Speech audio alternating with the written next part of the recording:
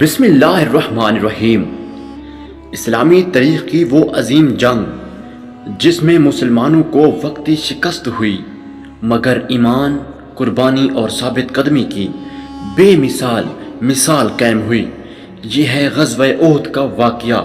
غزوہ بدر میں قریش کی شکست نے مکہ کے مشرکین کو بدلہ لینے پر مجبور کر دیا۔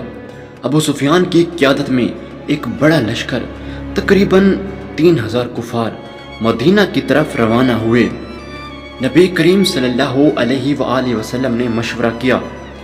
کچھ صحابہ نے مدینہ میں رہ کر دفاع کا کہا، جبکہ نوجوان صحابہ نے باہر نکل کر مقابلہ کرنے کا مشورہ دیا۔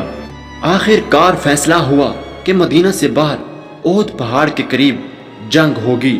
مسلمانوں کی تعداد 700 تھی، اصل میں 1000 تھے، مگر عبداللہ بن ابی 300 لوگوں کو لے کر پیچھے ہٹ گیا۔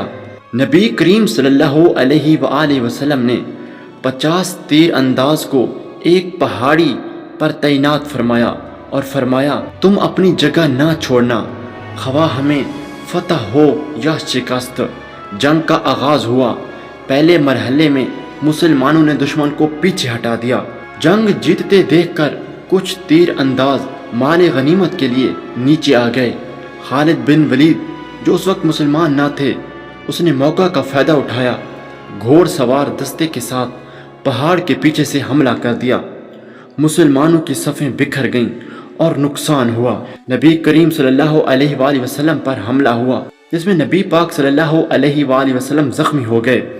آپ کے دندان مبارک شہید ہوئے، چہرہ زخمی ہوا، مگر آپ نے میدان نہیں چھوڑا۔ صحابہ کرام نے جان پر کھیل کر آپ کو بچایا۔ اس جنگ میں 70 مسلمان شہید ہوئے، جن میں حضرت حمزہ رضی اللہ تعالی عنہ بھی شامل تھے۔ ان کی لاش کی بے حرمتی کی گئی۔ ہندہ نے کلیجہ چبایا۔ یہ ایک وقتی شکست تھی مسلمانوں کی، مگر یہ جنگ ہمیں یہ سبق سکھاتی ہے کہ اللہ اور رسول صلی اللہ علیہ وآلہ وسلم کے حکم کی نافرمانی کتنی مہنگی پڑ سکتی ہے۔ یہ وقتی شکست تھی، مگر ایمان والوں کے لیے عظیم سبق تھا۔